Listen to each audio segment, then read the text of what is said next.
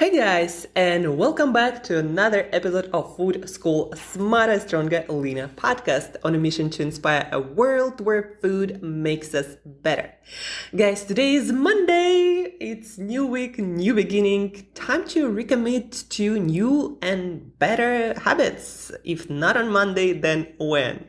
Guys, today I'd like to talk to you about this article that came out on today.com a few days ago, maybe a week ago, and it's been talked about on almost all social media of all the nutritionists and dietitians and nutrition and weight loss influencers.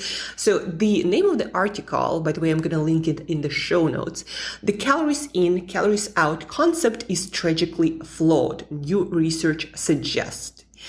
And it's a new paper published in American Journal of Clinical Nutrition, and it offers an alternative model to the eat less, move more message. Basically, what this article is, if I were to summarize it in one sentence, guys, it would be like that. What you eat changes what you eat more of, and then it also changes how you eat, how much you eat, how much health and energy you experience, and that of course again changes the way you eat and how much you eat, and it's kind of like this circle that never ends. The basic idea is, guys, what you choose to eat, it's gonna change your hormones, it's gonna change how much energy you feel you have, how much energy your body, your brain decide to put into storage, and how much energy your body and your brain decide to give you for health and for life. What you eat changes what kind of microbiome you have. And that, as we know now, influences everything from your hormones to your mood, to your mental health, to your decisions, believe it or not, to how well you sleep. And that, of course, changes everything else in its turn. So what you eat, the quality of those foods, no matter how many calories they have, like whether that's skinny mocha or some skinny bubble tea, or some vegan and skinny and all that natural, good for you but full of sugar piece of carrot cake. It doesn't matter, guys. Everything you put in your mouth, the quality of it, the nutrients, how much sugar it has, how much protein it has or doesn't have, how much fat and what kind, the quality, how it was cooked. You can make broccoli junk food if you put it in oil and fry it for hours. So the quality of what you eat, it matters independently of calories. And it matters because it changes your health. It changes every single chemical reaction that is happening in your body. It changes the quality of your health, of your life. And that affects your hormones and affects your weight. And if we do count calories, for example, if somebody has a very poor diet of some McDonald's junk, I don't know, a lot of processed foods, sugars, fats, not goods, not enough or not at all good stuff, right? If we count calories of the amount of food that person eats, probably if they were to count the calories till the rest of their life and they were in calorie deficit, they wouldn't put on that much weight, because it's impossible to make energy and stored energy in the form of fat out of nothing. There is no magic. But that kind of diet will make your body, first of all, preferentially store energy as fat instead of giving it to you to do what you need to do. So hormonal environment is going to be changed in a way so that your body, you store more fat more often than not. And also, this diet is going to be impossible for you to maintain because the lack of essential nutrients, those vitamins and minerals and fibers and proteins and essential fats, all of that going to drive your hunger, and you're going to start eating more and more and more, and you're going to store more and more and more fat. And it seems from all the data, all the research that we have now, that the more of this highly palatable, highly processed, but even, maybe okay on paper, on the label foods, but still highly palatable, driving us to overeat.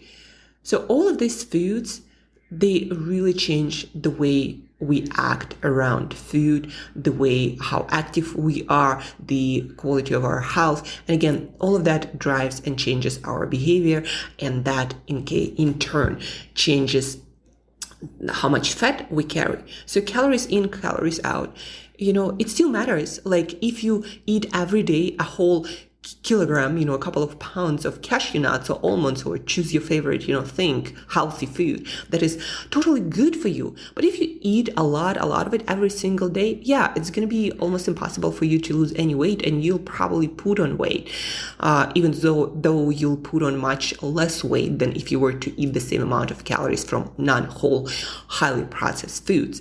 So just eating healthy will not, magically make calories disappear. This is also truth.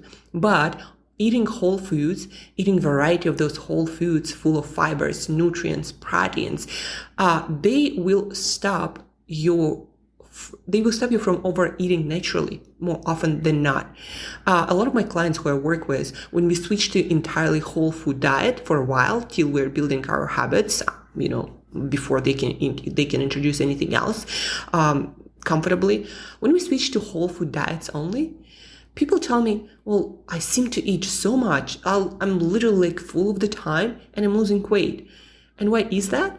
Because whole foods they have more volume, they have more fiber, they have more water, they fill you in, they fill the volume of your stomach, but then also they provide you proteins and essential fats and vitamins and minerals and fibers, all that stuff that your body needs and that triggers satiety or your feeling of fullness, and they naturally make you stop eating, because whole foods are not designed by Mother Nature to sell you more or to make you overeat, compared to food products that are designed to make you want to eat more. They are literally like those companies, most food companies who are interested in selling more product, they are interested in making it so appealing so it's hard for you to stop. They are designed for that. Whereas, again, nature doesn't do such shit. And that's why eating whole foods always gonna promote healthier eating behavior and gonna make you eat less. So a little bit more about this article. So calories in, calories out concept is tragically flawed. And they talk in this article about hormonal changes that drive fat storage regardless of energy needs. So basically highly palatable, highly processed foods, they, as I mentioned already, change your hormones in a way that your body prioritizes fat storage when you consume any energy. Plus, again, those hormonal changes and blood sugar fluctuations, they create that environment that make you want to overeat. So how to change your diet to control your hormones? That's the practical, the useful part of this article, right? And so what are they talking about? About things that I've been talking on this podcast for years, guys. And it's not because I'm that smart. And actually, all the nutritionists who are true scientists who see how it all works, they all advise the same thing, non-diet specific. So it's not about carbs, it's not about fats, it's about certain general rules that we know work for human body, promoting healthy eating habits, healthy body weight, and a lot of health, of course, and energy and all of this good stuff. So the practical advice from the article: eat more high fiber foods, fruit, vegetables, lentils, beans, eat them. They promote satiety, guys. They feed your microbiome in a way that helps you to not eat a lot. And again, they keep you full because of the volume also, very important aspect of it. Focus on lean protein and healthy fats. Yeah, guys, you need to eat your proteins. You need to eat your healthy fats. And when you don't get them, your body needs them, and it will drive you to eat more until you get those. So we humans seem to eat until we meet our protein requirements and until we meet our essential fats requirements.